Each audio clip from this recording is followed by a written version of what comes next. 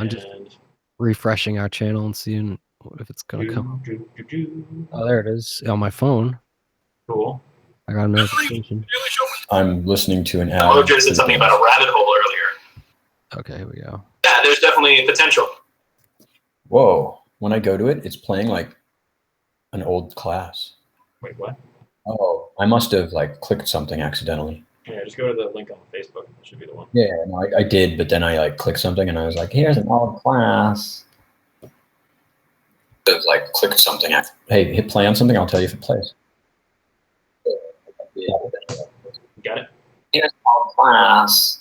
And like click something. Ugh. I know I'm so loud. I'm annoying, aren't I? Got it? Here's an old class. I don't think we heard that. Actually, try it again. I know. I don't think we heard that. Actually, try it again. What the hell's going on? Nope. It's not playing out. Huh. All right. Anyways. How is everyone tonight? Yeah.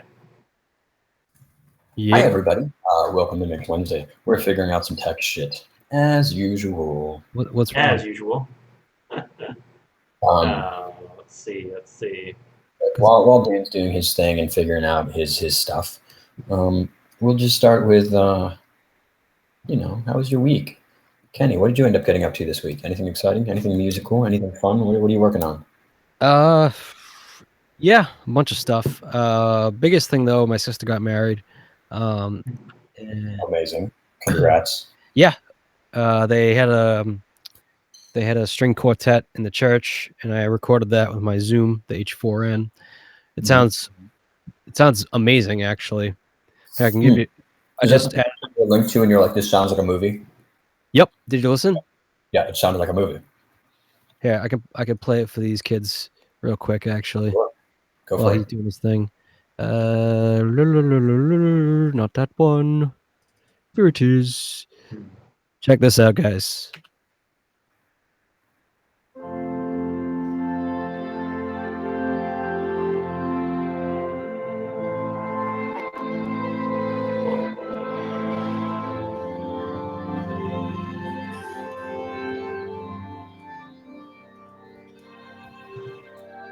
What that sounds like.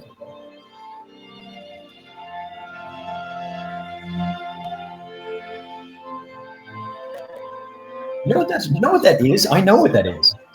That's the song from Pearl Harbor. That's the theme music from the movie Pearl Harbor. It is. Yeah. That's what she had playing when my sister was walking down the aisle. That's pretty depressing if you think about it, really. Yeah. But it's awesome. As they were leaving, we had this.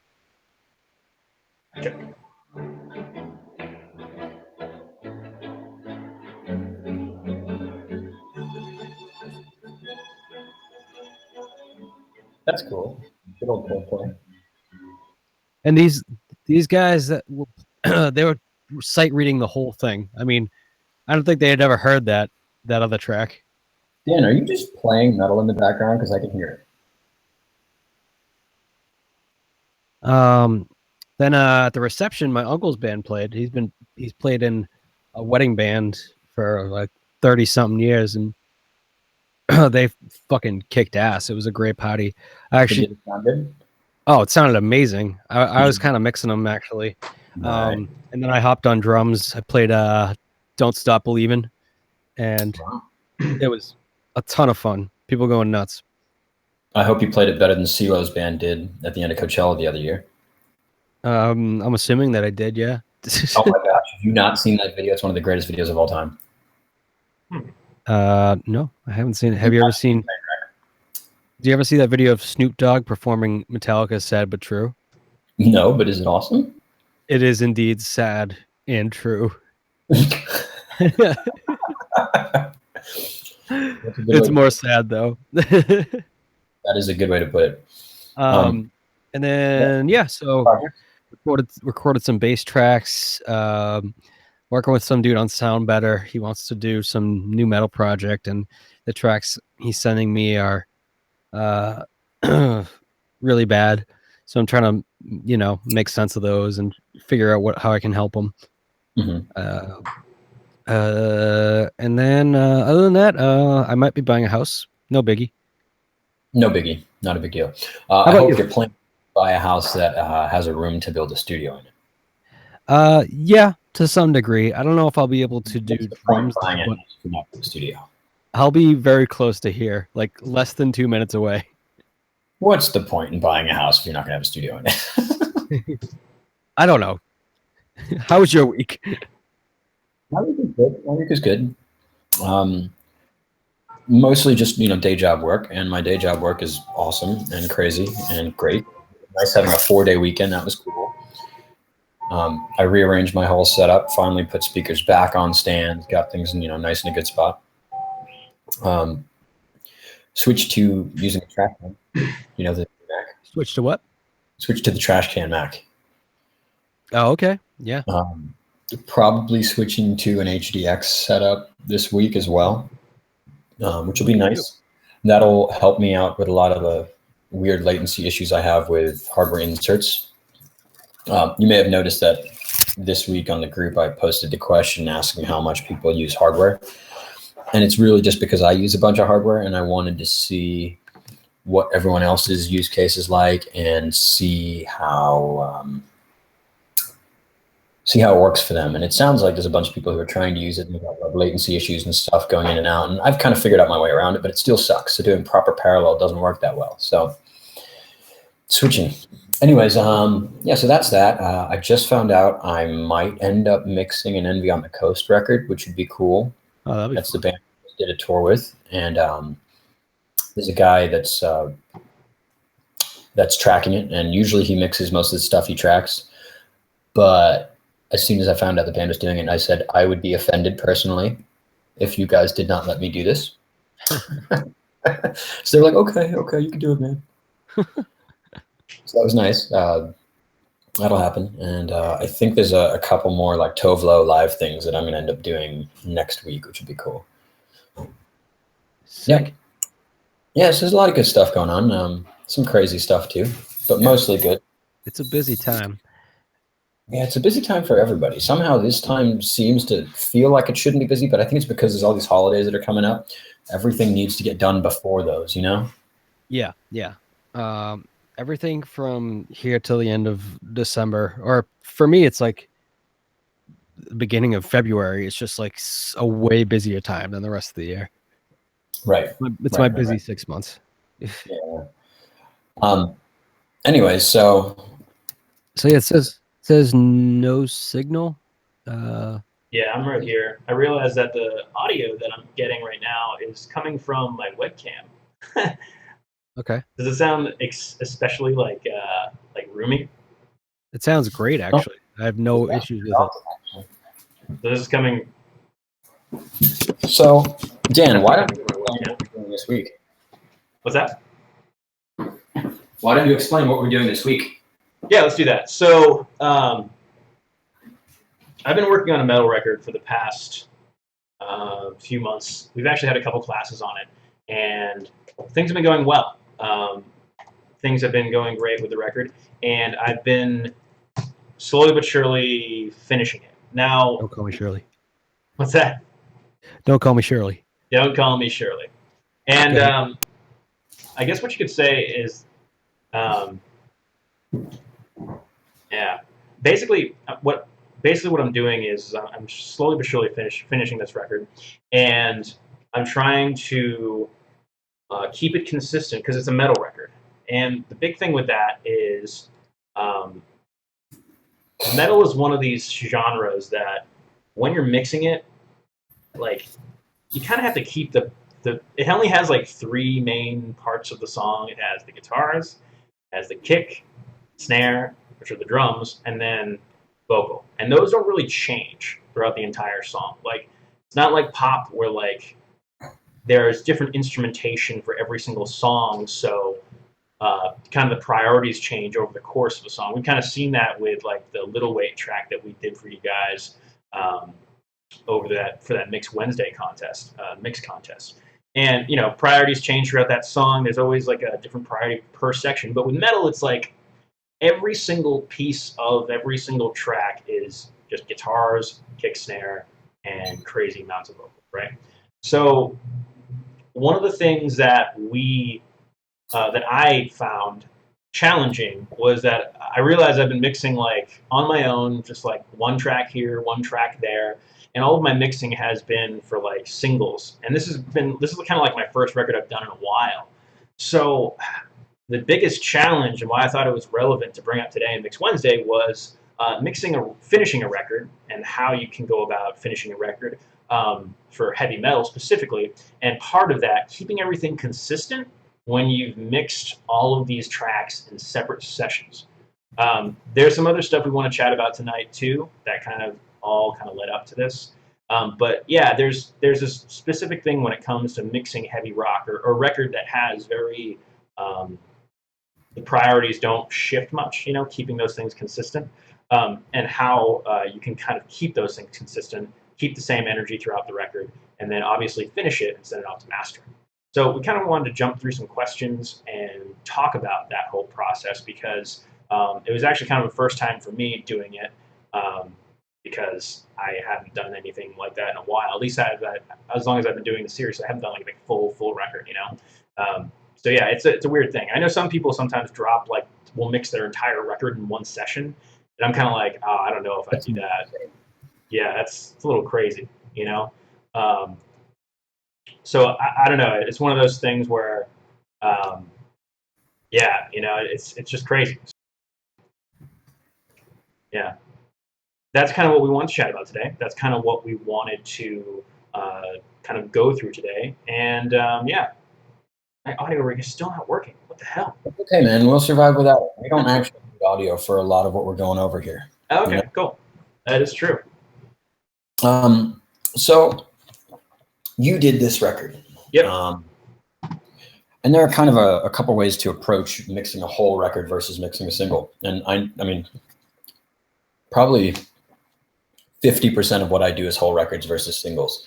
I used to do way more whole records, and now I do way more singles. But I think that's also just kind of a sign of the times. Yeah. Ryan, do you remember when I was like starting out and I asked you a million times, how do you mix a record? And you weren't really sure what I was asking. Yeah. and then you had a question like close to that yourself, and then we got into this big conversation about it. Mm-hmm. And then you showed me how to the right way to import settings and organize things correctly. I remember that. Yeah. Mm-hmm. And then my life was a little better. Right. But this isn't about that. Well, it kind of is in a little bit. But so I probably do 50-50 records versus singles. These days it's mostly singles, but that's also because these days most bands are only recording singles at a time. Yeah. Not that many are doing full-length records. It's just not as relevant, due to, iTunes and the way people listen to music. Yeah. But there's a pretty discrete difference between doing just a single and doing a record. And, it's due to what we're trying to get out of this entire class. Like, how do you get consistency and how do you get, excitement from song to song with things like differing arrangements and stuff like that. So how did you approach this record specifically? So I'm actually just going to get rid of this. Okay. So the way I kind of approach this record, and yeah, I guess we don't really need audio to kind of go through it. No, because nobody actually wants to hear screaming metal anyways. It should sucks. Yeah, it's a little ridiculous. So the record has this specific format that I worked on. So it's got, your typical kicks. There are 3 tracks to the kicks. I can explain that at some point later. 4 snares, samples for all the toms, multi-tracked overheads, room microphones, bass guitars, vocals, right?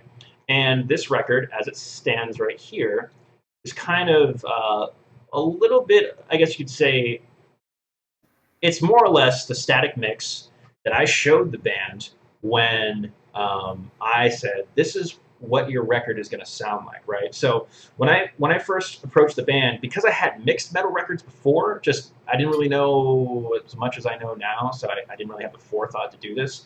I knew that if I mixed this first song and I showed it to them, and I said, this kind of goes back to what I was just saying before, the whole priority thing. It's going to basically kind of sound like this. You're going to get an idea of what all the different tones are. Because honestly, the way Kenny tracked it, because Kenny did track this record, and it sounds amazing, all of the sounds are very similar. You know what I mean? Or they're almost exactly the same. The only thing that changes really is maybe the snare tone a little bit and the toms a little bit over time. But guitars stay the same pretty much throughout. Vocals stay the same pretty much throughout, which is impressive because he's screaming the whole damn time.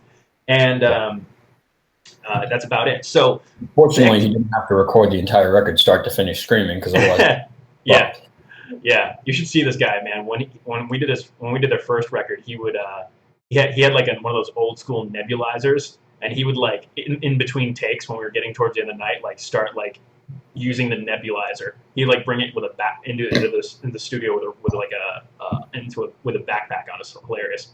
Wait, what's nebulizer? A nebulizer is like what they use before inhalers. Yeah, it's like produces vapor, and you put your face in it, and it loosens you up. Yeah, really weird. Wow. Does he have medical issues that required it, or is it just a fun thing? I think he just had it because he never upgraded to the inhalers. Well, a lot of people with asthma have them, and they use them occasionally, but they keep them at home. Yeah. Okay, well, so Mix Wednesday goes medical. Cool. So anyways, the expectation while tracking the record was that every song sounded the same. That's kind of what the expectation was during the recording.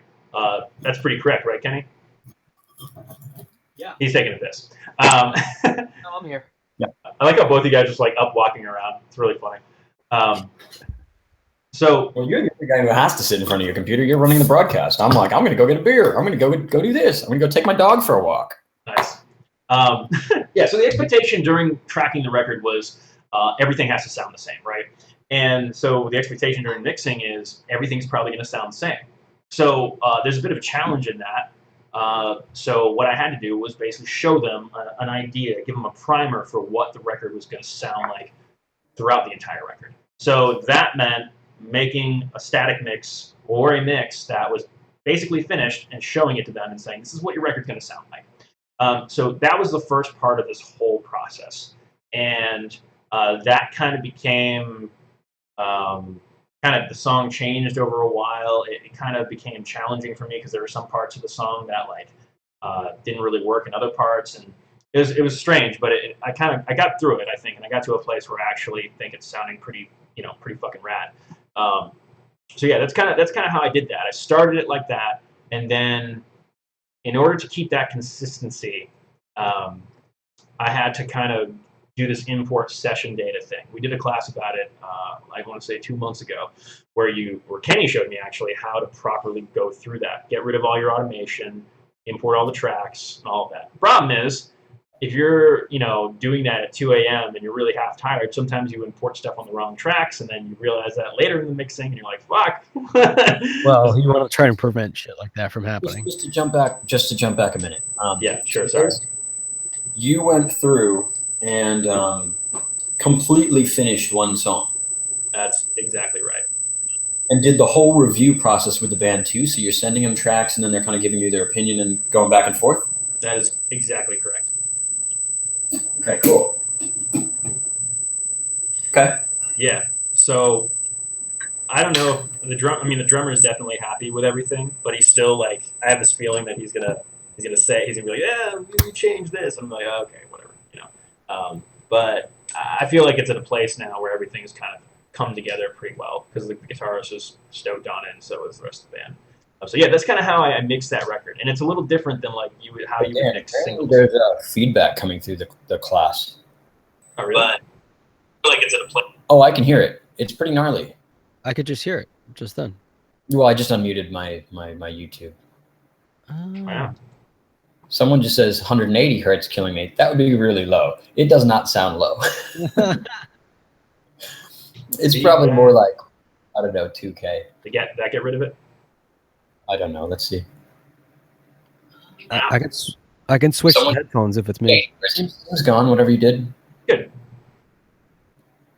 All right. Anyways, so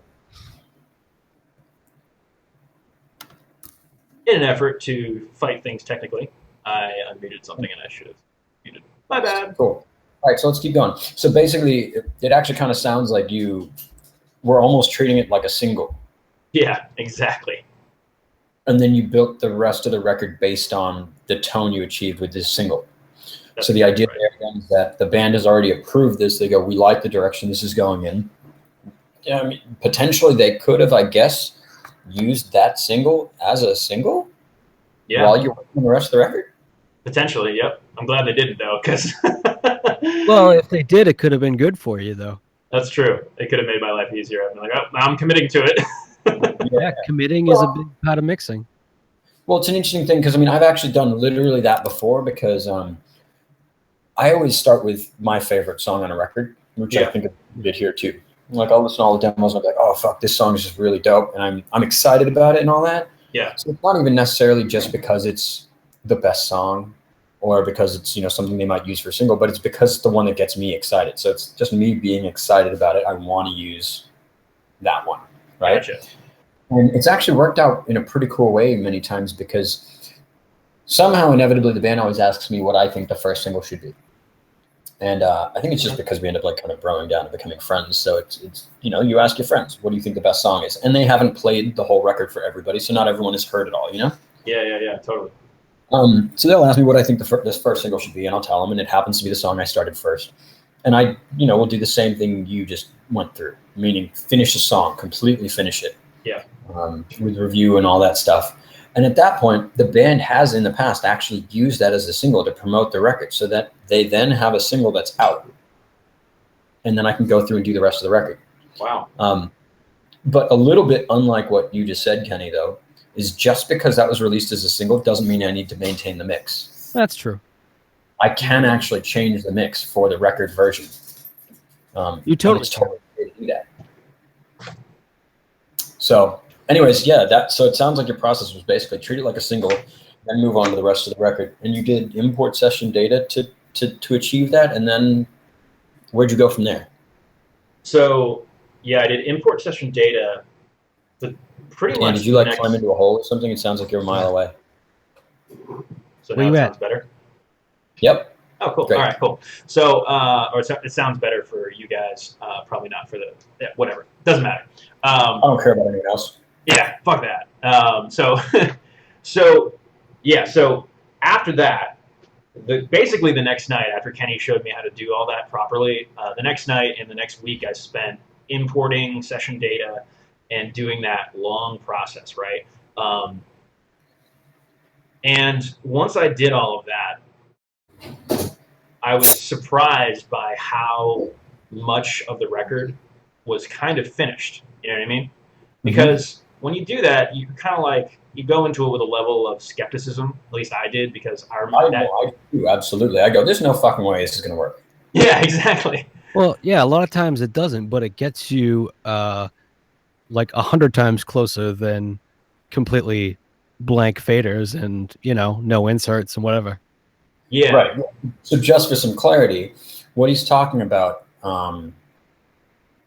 is importing the session settings from that finished mix he's done into the remaining songs on the record. At which point you can set it so that your kick drum settings go to your kick, your snare drum settings go to your snare, et cetera, et cetera, et cetera. And yeah, Dan can show it to us here. So what this means is that he can bring over his plugins, bring over his volume data, his pan data, his mutes, a bunch of other stuff. There's a lot of good stuff in there. Actually, yeah, if you scroll through that list, there's a ton of stuff you can bring in. Yeah. Obviously, really you don't meticulous though. You don't want to bring in the actual audio files from the last song because they're just over songs. No. But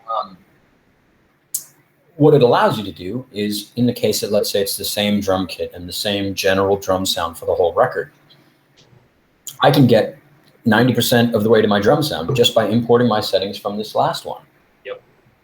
Let's say it's the same for the guitars. Let's say it's the same for the bass. Let's say it's the same for the vocals even. Yep. In some genres, you can get away with it being generally the same sound for a whole album. In other genres, it's completely different every single song. Yep. But This does get you really far, really, really quickly. And then from there, you've got to get kind of meticulous on a song-by-song basis about, the whole conveying emotion. So let's go to that next step where you started to get meticulous. Sure. So after that, the level of skepticism I was just mentioning, which, I'm glad you agree with, because I feel like it's definitely not, it's like a shortcut, but it's definitely not something to depend on. It changes once you're really listening critically. So that's when I started realizing, obviously I was moving on to the rest of the record. So as I would go through each track, I would listen to how he was hitting the snare drum, how maybe the energy of the snare drum was different, how the kick drums were edited a little differently or edited heavily, so they had this like strange tone to them, so I had to compensate for that kind of stuff. So there was the technical things that I had to figure out, but then there were also creative things I had to figure out, where like I had to figure out like, okay, so this section is isolated to just the bass. How am I going to get the bass to fill up the entire mix for that 1 second? How am I going to get the drums to fill up this entire space for that 1 second? How am I going to edit these guitars so that they make sense in the mix and deliver something like that has a lot of aggression? So from each song to each song, each one has its own little like thing. And one thing that's interesting about it too is I kind of changed the sound of the tom reverb throughout the entire record as well, because for some reason the toms sounded different. Kenny actually informed me why, because they changed head at the beginning, so it kind of got better over time. But I actually kind of used a slightly different reverb over the course of the record too, just because there were some songs that had a reverb that just made more sense than others. Some songs were quicker, some songs were slower. It just kind of made sense. Even the panning changed a little bit on some of the songs for the guitars. They'd be 100% wide, or they'd be like 90% wide. So yeah, there were a lot of little tiny things that changed it, but those little tiny things ended up really working out in the end, I think. Right. Well, honestly, that's very cool, because the import session data is really only a baseline. Yeah. You don't need to make every song sound the same, but if you want to start, 3 hours ahead of wherever you were, with nothing there. Well, I guess it all depends on how long you take to mix. 3 hours ahead sounds like pretty much a whole mix for me, so that's good. Cool. I only have 1 more hour left. Let's pound through it. Right. But if you want to start that far ahead, you can import all this data, and you have a new baseline. Your baseline now is like a static mix that is really close tonally to what your artist considered a fantastic, great mix. Yep. So it puts you in a pretty good spot. And then, as you said, you can just have the tom sounds be different in each song. You can make the snare sounds different in each song. You can make the guitars, any of them. But you did at least get to start from a baseline that is consistency. Yeah. And that's like we said at the beginning, like this particular style of music is consistent. It's just, I actually even went to the Metal Audio Engineers group one time 2 weeks ago, and I was like, so when you guys are mixing your records, like how much does your balance change? Like, does it change a lot, or does it change like a little? And they were like, that doesn't really change that much. It changes a little bit, but it depends on like the tempo of the song. And so then I got thinking, I was like, man. And then I listened to some records, and I was like, yeah, dude, it's consistent. It only changes a little bit. And I was like, oh man. Because what happened was all these little creative things. Song, all that, yeah. What's that? You could play the first song, the fifth song, the 10th song, and like just jump to about that spot in the middle. You'd be like, this could all be the same song. Basically. It's death metal. That's kind of like what it does. That's kind of how it operates. And I know they'd say something about that too. I knew, because I worked with these guys in the past, I know like what it's going to sound like in their head, or what they want it to sound like in their head. They want it to sound a specific way, because I know the bands they listen to. You know what I mean? Right. So much to my dismay, basically some of the creative things that I had done to these individual songs was a little bit too much. And I realized that the balance had kind of changed drastically from where I was with that static mix. So it kind of led to some problems, and it caused me to like make the record take a little longer and cause the record to evolve a bit, which is kind of weird. Because technically I gave them a static mix, and that was going to be the record. But the record kind of changed over time. But it was changing for the better, so the band wasn't really like complaining. You know what I mean? Like it was really weird. Right. Well, I mean, that's not a bad thing. So, I mean, as you're going through this, you're saying you changed things in each of the mixes as you're going through songs, right? Yeah. So, did any of them kind of come out as, holy shit, this is like way better? I should have been doing this all along. Yes. Yes. Was Definitely. it while you were on like the last song of the whole record? It was while I was on the 6th song on the record, 6 out of 8. That was basically the last song of the whole record. Fuck, I gotta go back. Yeah. So what do you do? So I went into this record with the idea that, man, I'm going to make this record have a ridiculous low end. You know what I mean? Because like this is going to have like it's going to be like fat, thick, huge low end. Like it's going to be unclear, but it's going to be clear as fuck, right? And then like I did something incorrect when I imported session data on the 6th song, and I missed the bass. So when I hit play, the bass disappeared. And all of a sudden I realized why my record was sounding, what my record should have been sounding like. And the low end, on your low end? yeah, the low end was super, super unclear. And I kind of finally understood what the drummer was talking about when he said he couldn't understand, he couldn't hear the kick drum. And it wasn't that he couldn't hear the kick drum, there just wasn't any clarity to it because it was getting masked by the low end of the bass. So my bass, like my entire low end levels went from bass is really hot and kick drum is kind of hit fighting with it to bass is basically turning into the low end of the guitars. The sub part of the bass is lowered a bunch, and now the kick drum is coming up in the mix, and it's actually way clearer. It actually makes all the songs sound way better. And then I was like, damn it, I should have been doing this from the beginning. Fuck. So that was one of them. And that led to the next problem, which was my kick drum sounds like shit. So why did it sound like I'm missing something? Why did it sound like shit now, but the first track you got it to sound really good? Well, That's a fucking great question. What's that? That's a great question. Yeah, like I'm missing a piece here. Basically, the drummer of the band was like, you know what? I think we can just, I think this is a good mix, but I kind of want the kick drum is just needs a little bit of work, but definitely move on to the rest of the record because I think it's on the right track. And I was like, all right, cool, well, awesome.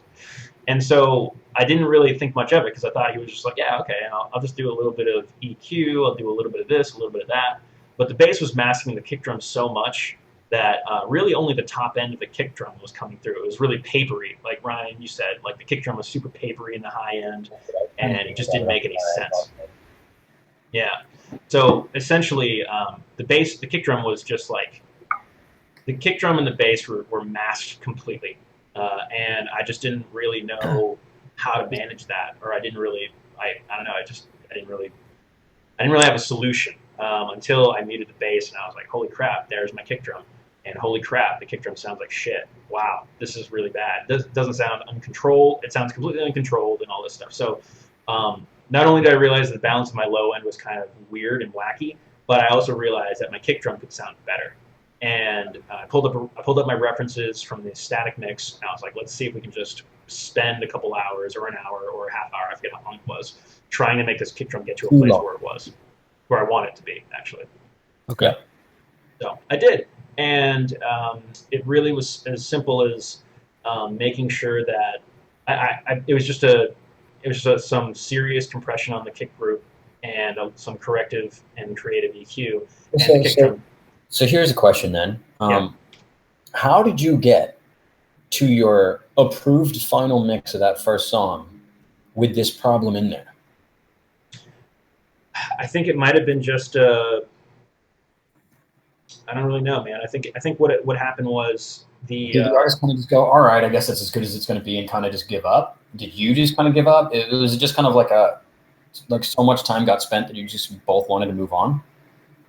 Because that happens. It could have been. I think it was like they listened to it. They trust the sound of my ear, and they were like, okay, yeah, this is sounding awesome. This is sounding like us. You know what I mean? If this is where it's going, I love it. You know what I mean? for me, I didn't realize like, oh, you know what, this is actually not really.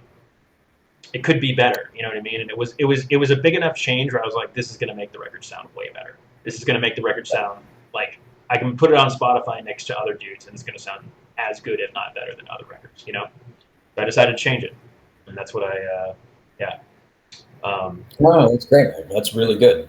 yeah, It's definitely interesting to kind of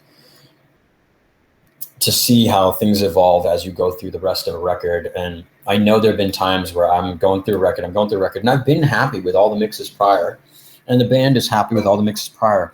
But then suddenly I make a change and I go, oh my God, that just made it way clearer. I yeah, wonder if that'll work on all the other songs. yep, And it's not that something was bad about the other songs. It's just that I didn't really know it could be that much better.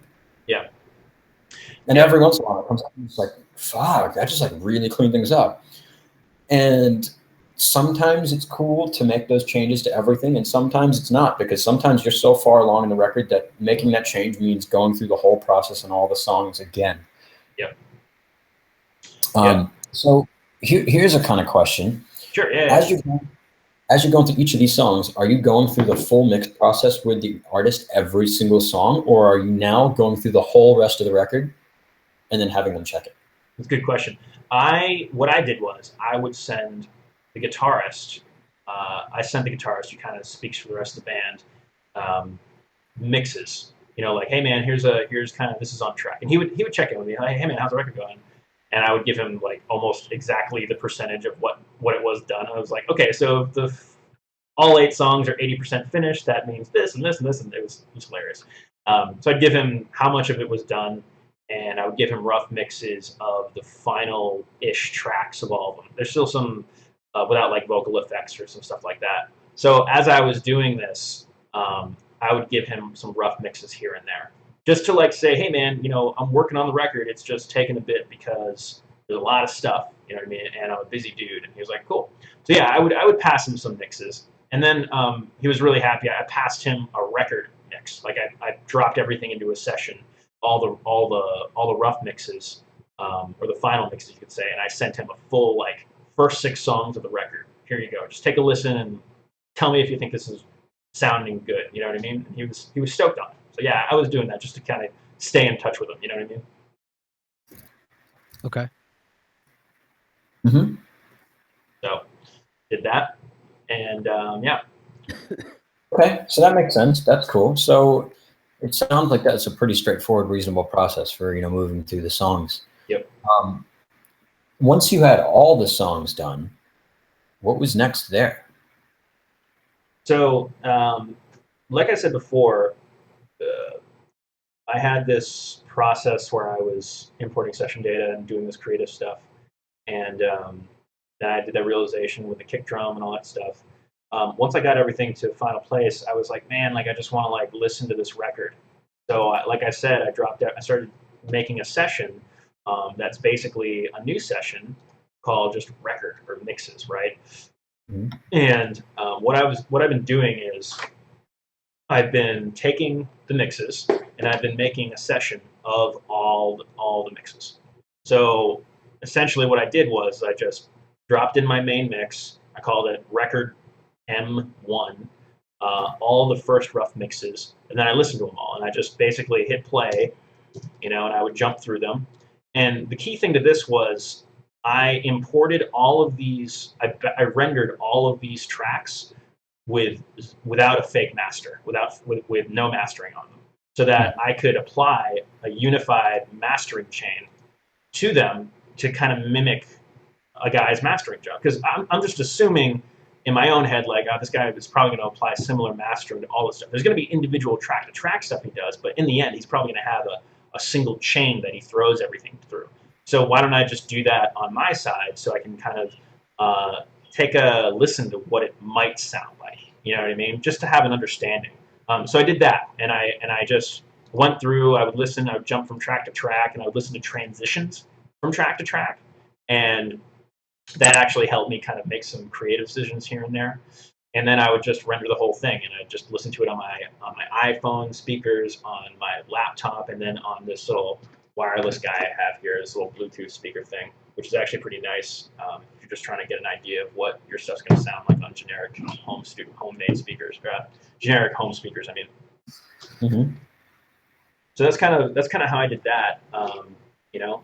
After that, and it kind of really helped me figure out like, wow, like the balance on this track is kind of weird. The balance here is kind of weird. The balance here is a little weird. I should go back and I should make some adjustments.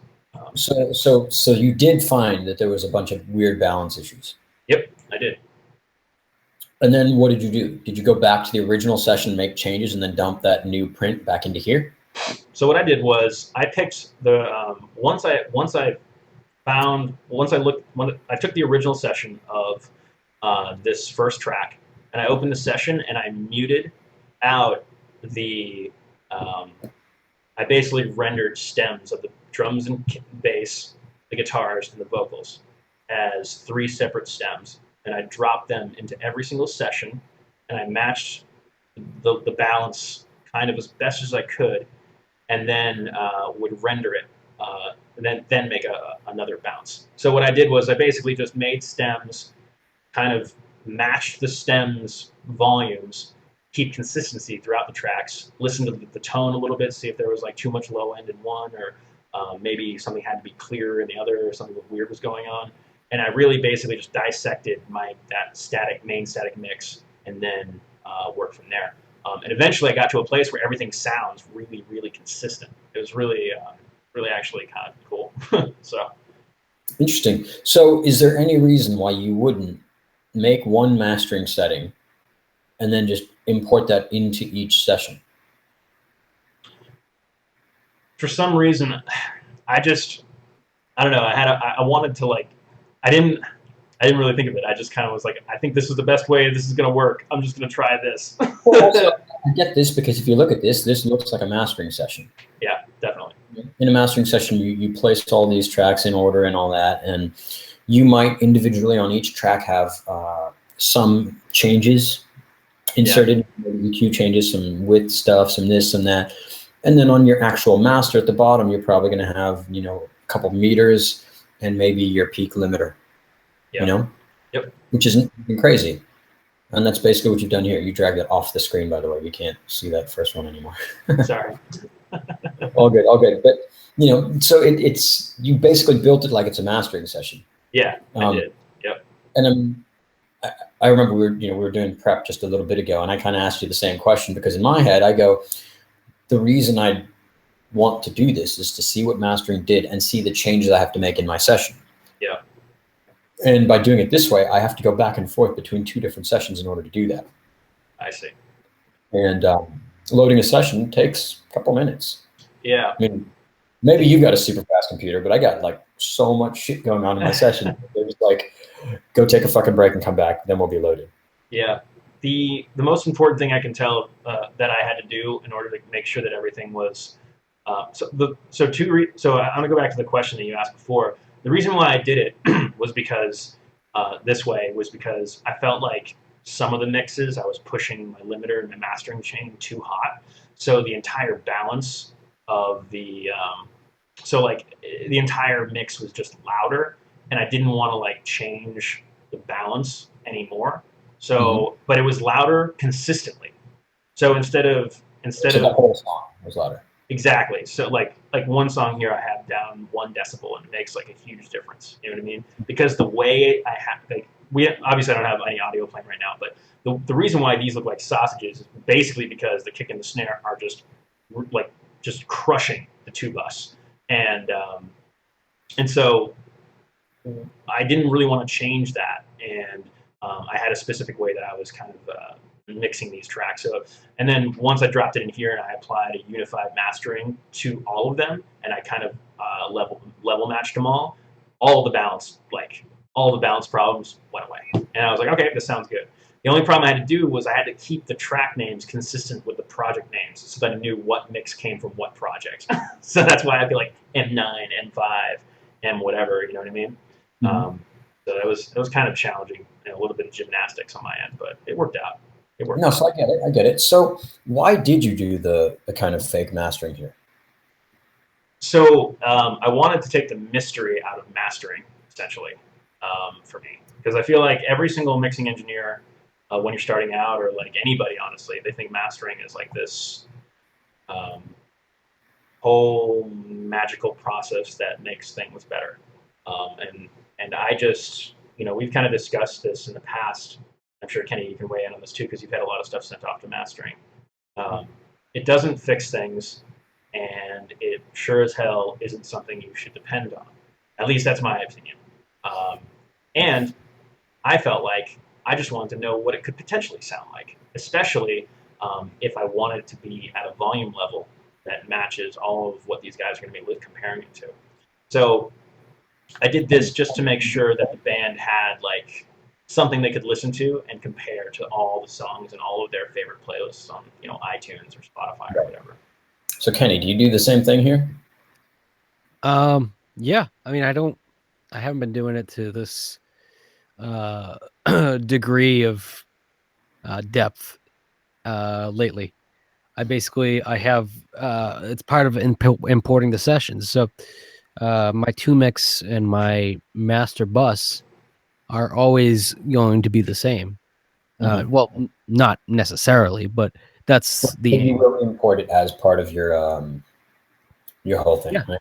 Yeah, and yeah, and then I'll sample them and I'll listen. However, usually I'll just throw them all in a Dropbox folder and listen in my car and just kind of go through them one by one and is make sure nothing sounds. First of all, nothing sounds out of place. Yeah. Right. So I mean, my process is similar too. What I do that's different is that I do my mastering within each session for each song, and all of my prints, every single one of them, I print down to an MP3, like a 192K MP3, Yeah. and I throw it into a playlist with any of my references. So like the band's favorite records, some of my favorite records, and a bunch of other stuff that I know would be on an iTunes playlist or Spotify playlist before and after these songs. Yeah. And that way I can listen to my quote unquote finished mix with quote unquote mastering on it in between all these other songs. And as I go through a whole record, my whole record ends up in this playlist. So now I can listen to all the songs within a record, as well as compare them to reference tracks and other stuff that might play with it in the playlist. I gotcha. And what this means for me is that ultimately, if one song's got something a little funky going on in it, while it's playing it backed up against all these other tracks, I can open up that one session, make its change, print it, drop it back into that same playlist. Yeah. I don't really worry about things like track order because it's usually not up to me anyways. Right. I also don't really worry too much about things like space between songs, fading, and this and all that kind of stuff. Although when it comes to fades, if you're doing it properly, it's technically up to your mastering guy to do the fade.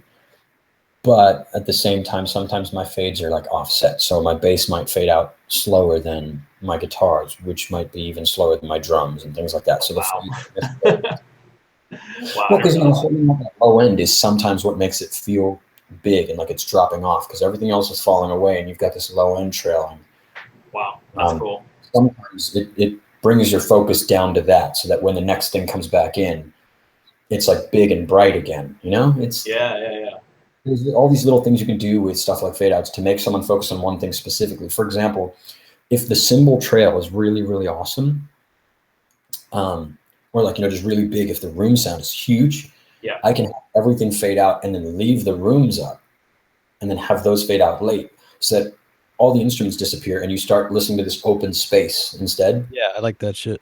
That's fucking which cool, is really man. cool. So like I do the fade outs and fade ins on songs myself. And then I send it off to mastering and I'll be like, yo, if you need to do a fade out, just 99% of it's there. Now you just actually trail to silence. You know what I mean? Holy shit, dude. That's really cool. I never thought about that. Wow. Yeah, it's pretty cool because you can change someone's. So for example, if I've got a song that, ends with a fade out, right? Just because, it hits a note and holds.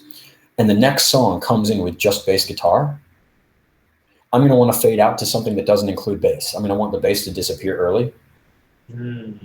so that when the next song hits, it sounds huge and big, specifically down there. If I've got a song that like fades out and it starts with like an acoustic guitar, it's like bright and crispy or something.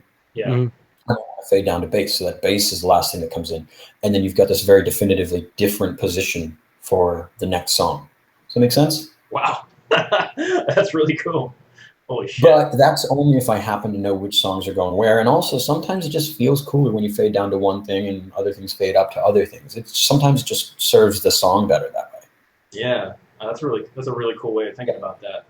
So often I kind of mess with that, and then later, if I happen to find out the track order, you can kind of manipulate it like that as well to affect the way the next song hits. Yeah.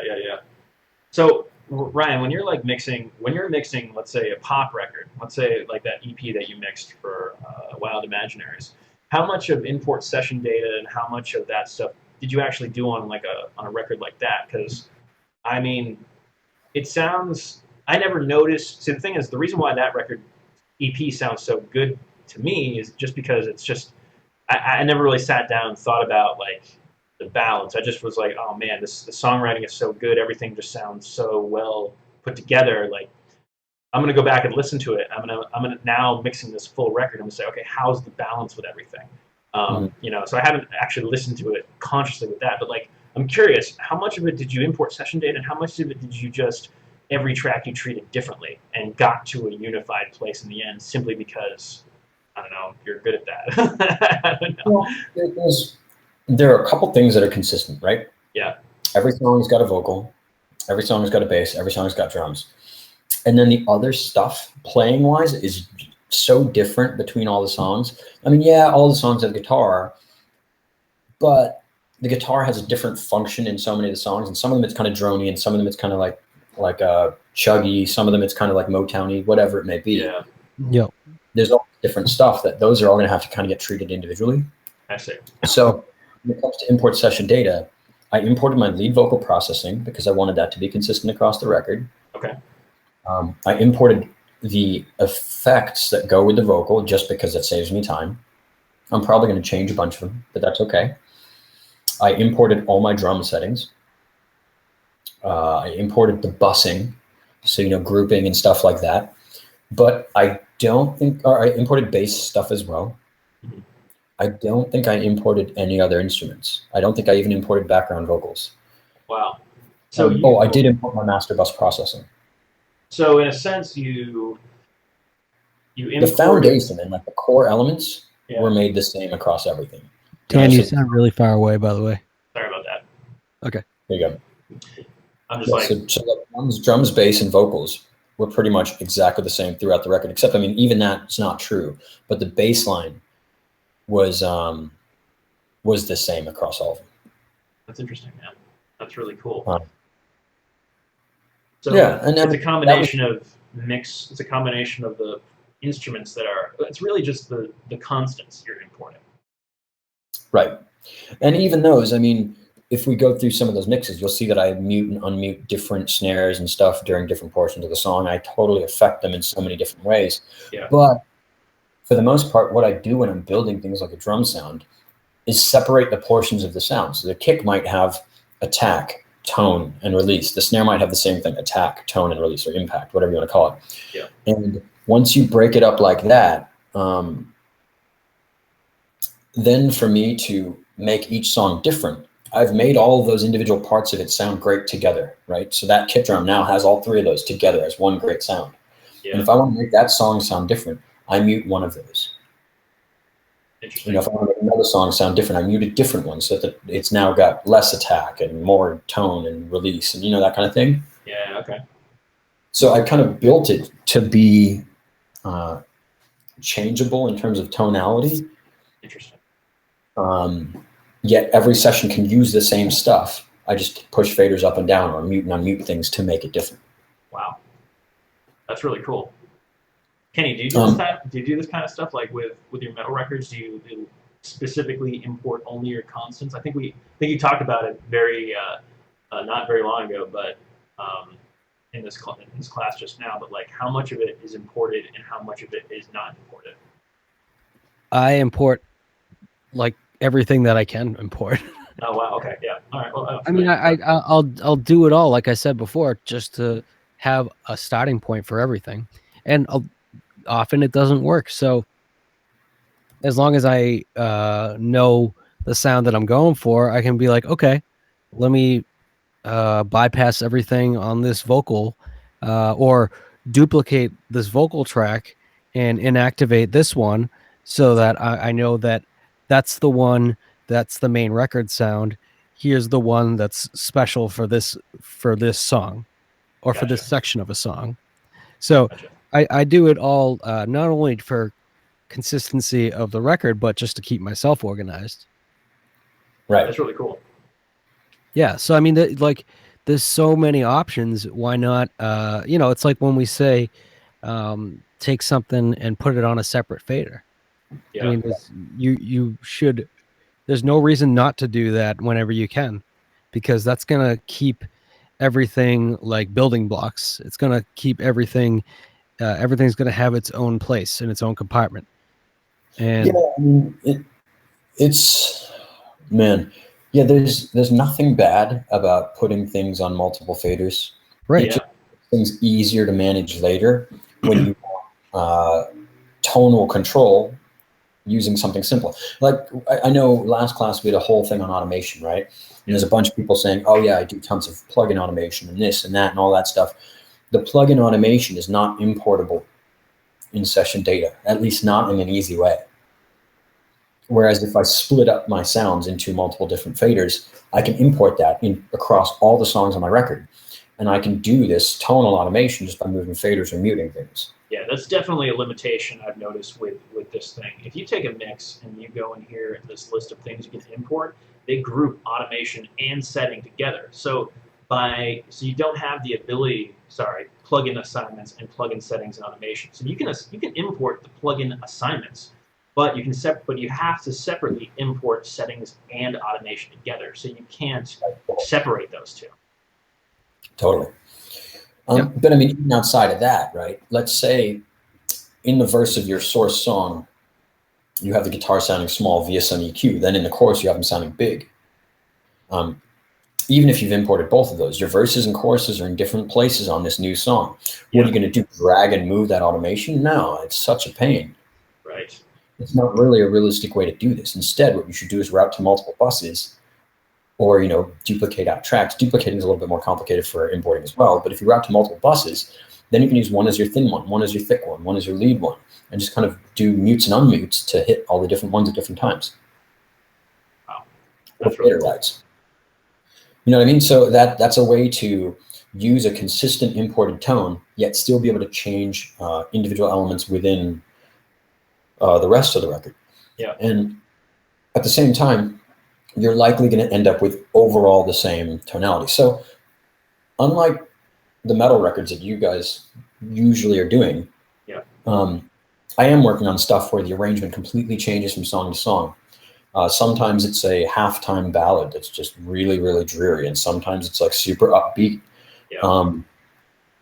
And sometimes it's a completely different arrangement where it's key bass or something. For me, the hardest thing is keeping the general frequency spectrum of everything consistent from a record from start to finish, right? Yeah. I might be going from just an acoustic guitar and a vocal to a full pop group with synth bass and keys and 6 guitars and like stacking tons of stuff. I see what you mean. Yeah, trying to fill up that space that's already filling up that space with one thing, where another song could be filling it up with like 20 things. Right, exactly. So for me, getting consistency across a record becomes like the art of managing all of those frequency groups. I see. That makes sense. Yes. I see. That's a major. Yeah. I understand that now. Okay. So That's interesting. the way I do it, it's kind of like what you've got going on here, right? In that in this session you've built, you've got your mastering at the bottom, right? Yep. I mean, your Fox mastering. Let's go to that frequency analyzer. This becomes one of my best friends. And again, I end up throwing all these prints into a single iTunes playlist with a bunch of references and a bunch of other stuff. So I can obviously A/B listen. Yep. While I'm actually working on it, I also just leave this up on a second screen, and I know what my target frequency is going to look like. I see. And if I can aim for that target and I can get close to it, then hopefully mastering doesn't have to do much to tonally make all my songs sound the same. Yeah, because there's definitely like confusion or complete ambiguity when it comes to knowing what a mastering engineer can do and then knowing what you don't want him to have to do, and then knowing what's not going to be a problem if he has to do. You know what I mean? Like there's these little things like, oh well, it's this is a little heavy here, but ultimately it's not that big of a deal. It's really just a simple thing. Like it's kind of how I was thinking about it when I was working on this record. I was like the one song that's consistently just louder than everything, I fixed it with a fader. You know what I mean? Like he's going to be able to fix it with whatever he's using.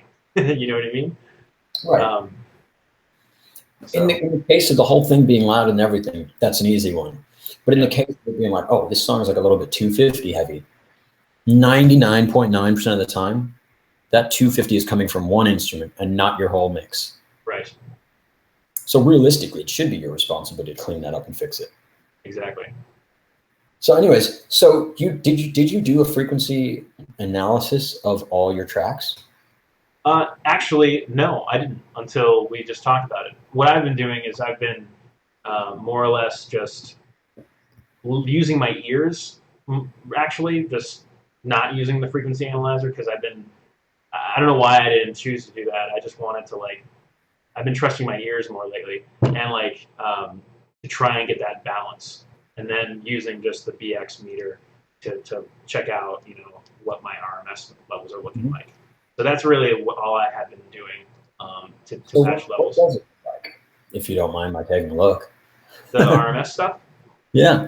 Sure. No, not RMS, frequency though. Okay, sure. Let's take a look at it. This is new for me as well. So let's listen. Let's set that release even slower than that. Let's make it like 6,000 or something. So it's really, really slow, which makes it an average. Yep. So this is the first track, and this is what the static. This is basically the track that I use to get everything kind of ready for the rest of the record. Can you set that peak reset to a really high value too, so it just stays? Yep.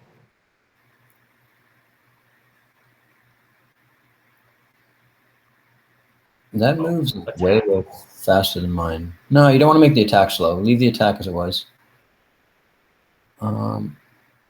Maybe set the speed on the transform really slow. Yeah, yours is super different than mine. When I make the release really,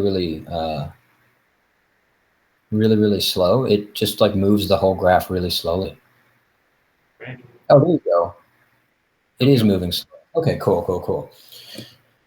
All right, cool. So that graph as a whole is pretty consistent across it, left to right. There's no massive frequency deficiency, except maybe that 450 range looks a little weak. Yeah. Except it depends on what's being played. But since this doesn't seem to be averaging particularly well, it's like kind of just.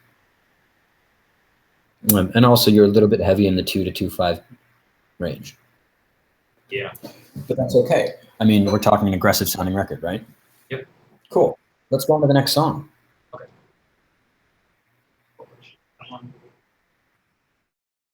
Mm-hmm. That's the next one. Wait, sorry. That's the next. Pretty much the same. Pretty much the same. Yep. So go on to the next one. Could have set up memory locations. This one's got a slightly different aggressive frequency range. It's a little lower. It's more in like the 2K range as opposed to 2.5 to 3. Yeah, and I noticed that the 300, 220, 300 area right here is actually spiking a bit, or right below. That could be because of a single note being hit, though. Oh, yeah, that's true. Could do that. If you let it keep going, maybe that's going to move when he hits a different note. Yeah, you're right. It could be, because it seems to be going up and down. There you go. See, it just moved there. Yep. Now it's back to that same note, Yeah, I see what you mean. That's so that's why you really got to do like a totally averaged version of this thing. You can't be looking instantaneous ever. Also, you'll see the top end in this song is a little bit less than it is in the other ones. This has got a pretty big mid-range boost there in the upper mid. Yeah. So, this might make me go, okay, well, maybe there's some stuff in this mix that needs to be adjusted to make it a little bit more consistent with everything else. Interesting. Okay. That's really cool. And again, as you said, you should be doing this by ear.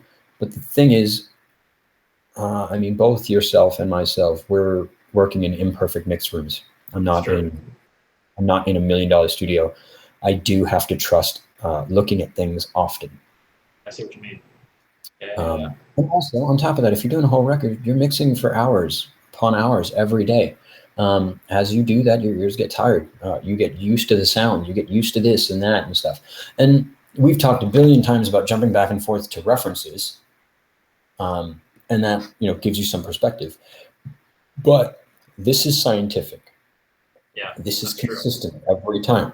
On some days, I can think a mix sounds awesome. The next day, I might think it sounds like shit. Maybe it's just because I'm tired. Maybe it's because I had aspirin that day. Maybe it's because it's like really humid out. All these different things. Humidity. You hate humidity? Yeah, I know. Yeah, I can't stand the humidity myself. So. But you know what I mean? There's all the stuff that's variable. One thing that's not variable is this sitting on your mouth. So it should be a trusted resource. You shouldn't look at it and go, my mix sounds good because it looks good. Yeah. You're right. But you should absolutely use it to get an idea of what's going on. I love it. Yeah.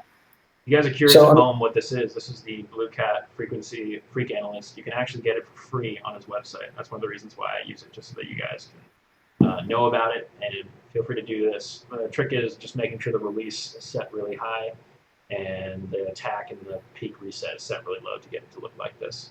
You can even freeze the graph and just have like a static, freeze of it.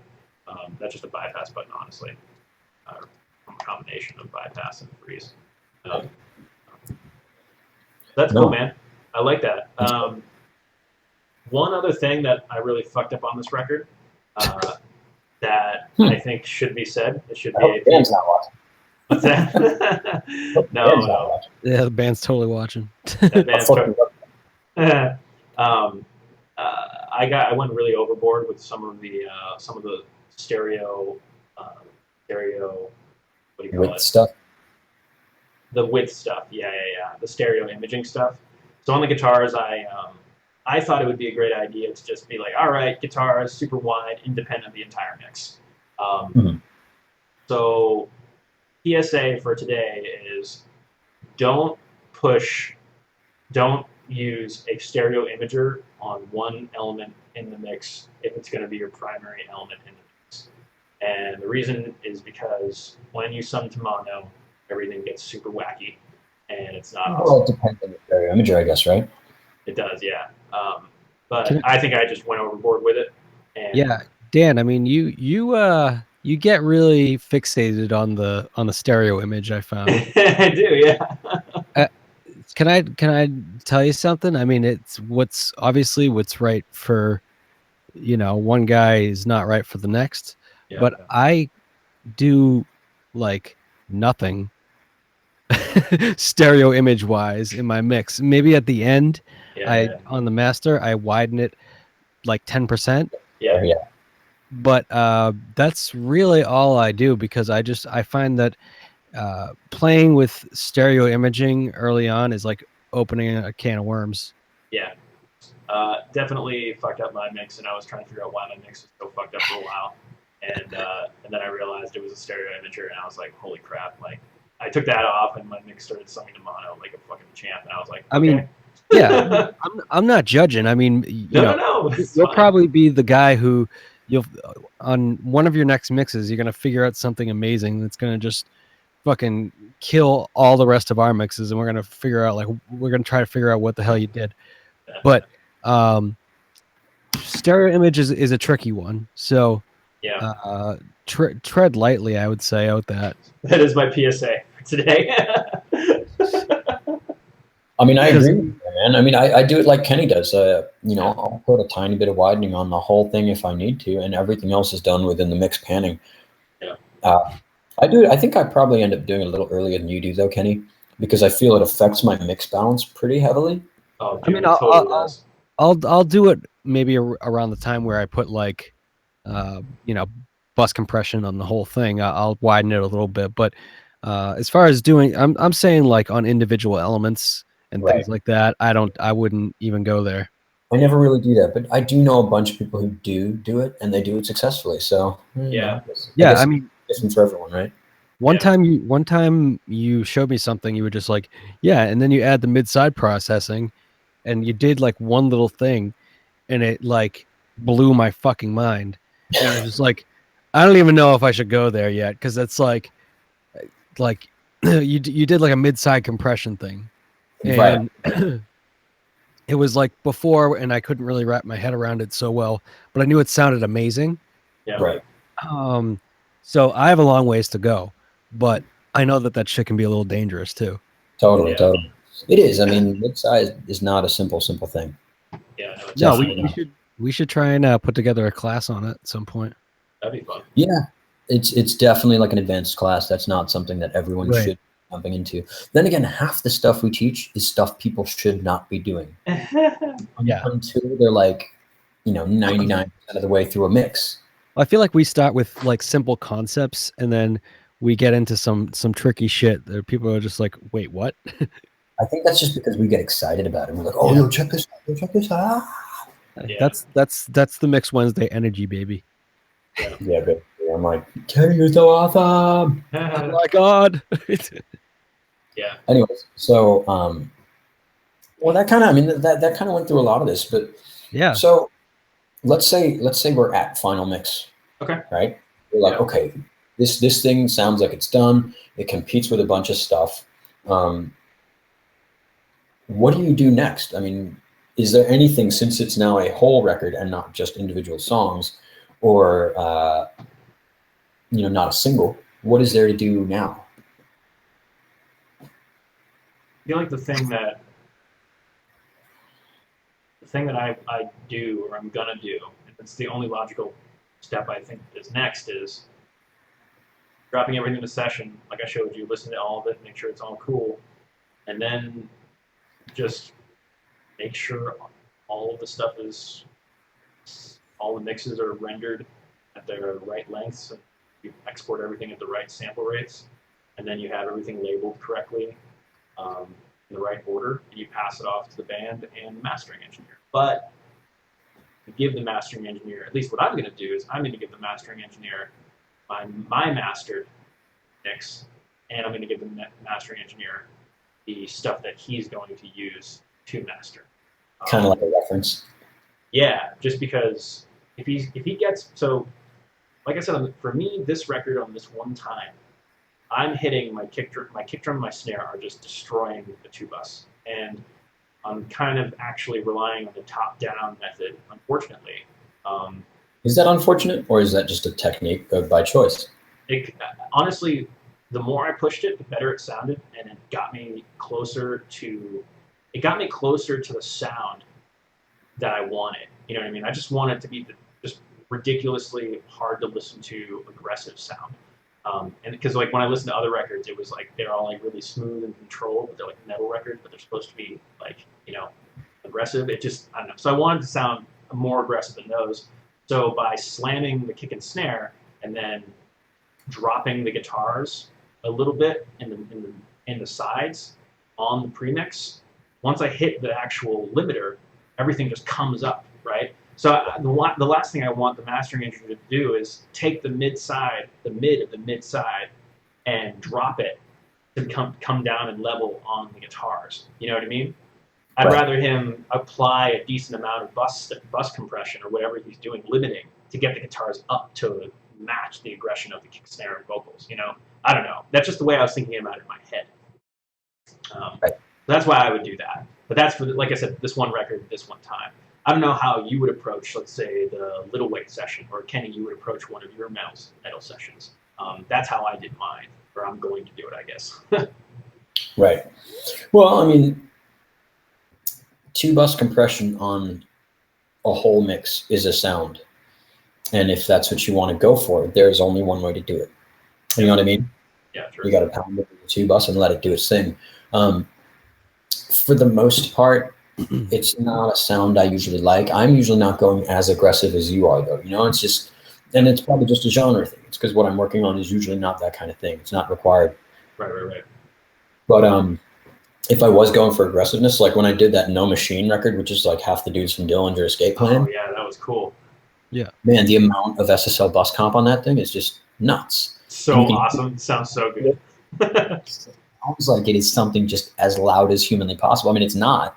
Yeah. But it's like all that bus compression. Like there was no way to do it otherwise. Like that was the only way. Right. So yeah, I mean, it's definitely a sound. For most of what I'm doing these days, that's not what I'm going after. And instead, I am hoping that my mix stands totally on its own without any bus compression. Yeah. And the bus compression is just tasty, additional love. And the reason for that is that in my head, in many types of situations, with the exception of when you're trying to achieve a specific sound from bus compression, that is the sound of bus compression. With the exception of that, for the most part, I'm trying to go for consistency and just, really, really, I don't know, how do I describe it? I'm trying to go for the bus compression to just pull it together a tiny bit, which means without it, it needs to stand on its own as well. Right. Or you just want you're adding like another level of everything moving together. Yeah. That's cool. Where do you go from here, Kenny? Like when you have your final mixes, how do you submit them to mastering? He's a goddamn butthole. Wow. What do I do with my mixes? Yeah, do you just export them all and just say, hey, mastering asshole, here's your stuff. Back. Yeah, I mean, I have always spoken to the mastering engineer beforehand. Just had a quick email. Hey, this format good. This RMS good with you, and you do it, once or twice, and you kind of get an idea of what most guys want. They want a lot of guys, they want a lot of headroom, but that's not the first priority. The first priority is having the mix be, having the mix sound like what it should sound like, and as long as they have a little bit of space to work, I think they're way happier with that. Cool. But yeah, shooting an email, getting the lowdown, and all that kind of stuff is key. Very cool. Anything you want to add to that, Ryan? I know. No, I wasn't sweet with my answers, so I was definitely not listening to a thing you said. Oh no, he was just saying, in preparation of, preparing mixes for mastering engineer. I mean, I'll basically have my test mixes, all MP3s. And why are you blocking the camera? Because I was doing something. No. Oh, you were kissing your girlfriend, weren't you? Maybe. Gross. Gross. Well, it sounds like all three of us kind of do the same thing. I mean, I provide them my master. And the reason I provide them my master is A, because it's a good reference. Yeah. B, it's also what the artist heard and approved, for the mixes. And that I think is pretty important too, because what it's changed in my mix, if anything, is something that the artist liked. And they decided that this is how we want it to sound. So, A, it's a decent reference. B, the artist has approved it and they definitely like it. Yeah. And C, I just kind of want to see if my shit's better than their shit. Right. Yeah. So I'll chat with them and I'll see what they need, and I'll tell them what I'm sending them, making sure that's cool. And then I'll say, and also with the tracks that I'm sending, there's a folder of MP3s, and this is like the faux master that I was using to bounce things back and forth with the band. So you have an idea of what they're used to. And every time I've done that, they've actually appreciated it. So that's awesome, man.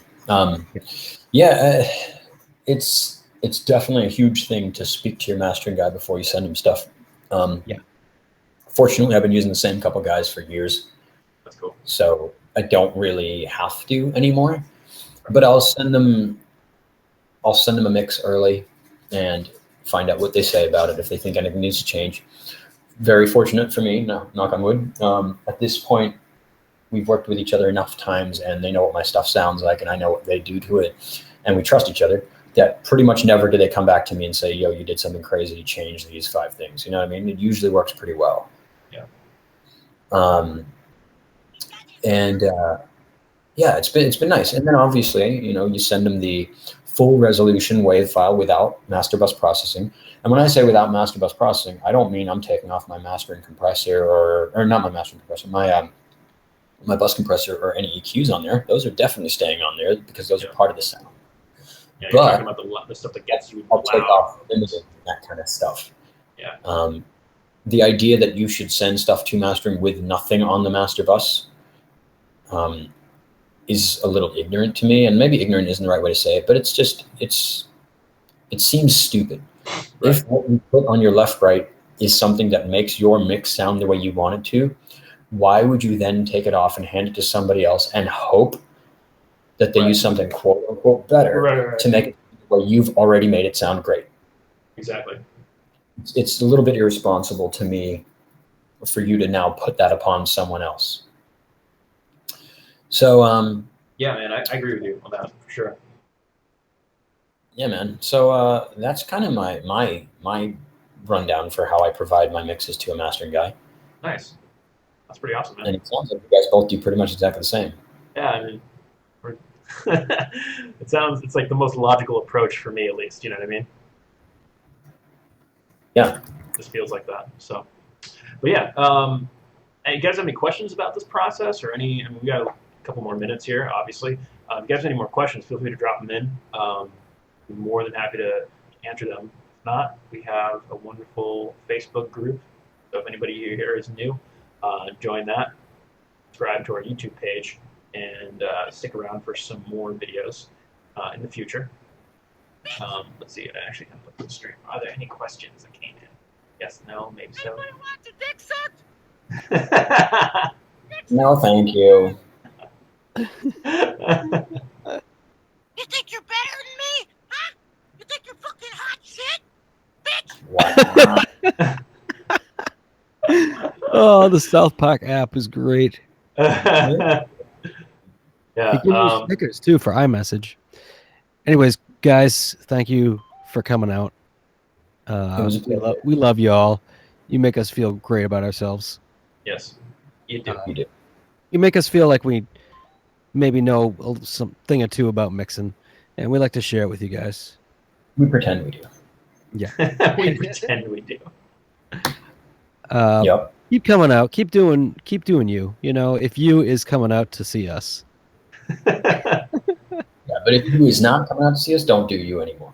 Yeah. Do someone else. Do someone who would come out and see you. us. Gotcha. Do someone else that would come out and do you. All right, guys. Thanks for coming out. Week. We'll have another awesome episode for you next week. Yeah, sounds good, guys. I promise. Cool, guys. Well, like I said, subscribe, like our Facebook page, and we'll see you guys next week. And go fucking mix. Bye. Peace.